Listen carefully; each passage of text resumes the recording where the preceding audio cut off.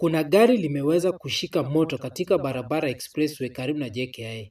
Gari hilo la kifahari limeweza kufanya msongamano mkubwa sana wa magari.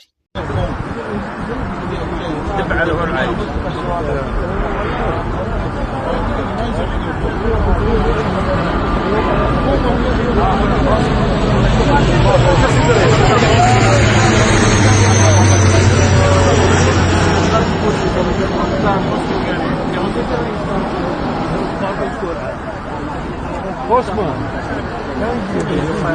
Thank you. كبير ما تمي كلام تاني بالك سبع ماشي تاين الحريه هي تاين سلام هو قاعدين صار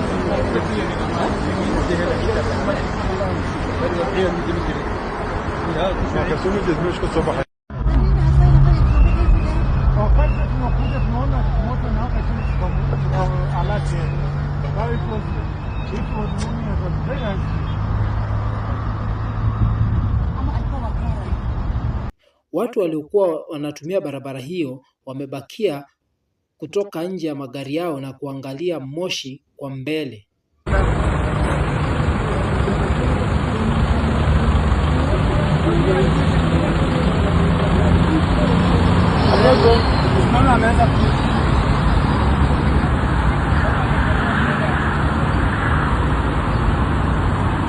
Thank you for watching. Kindly don't forget to subscribe and share.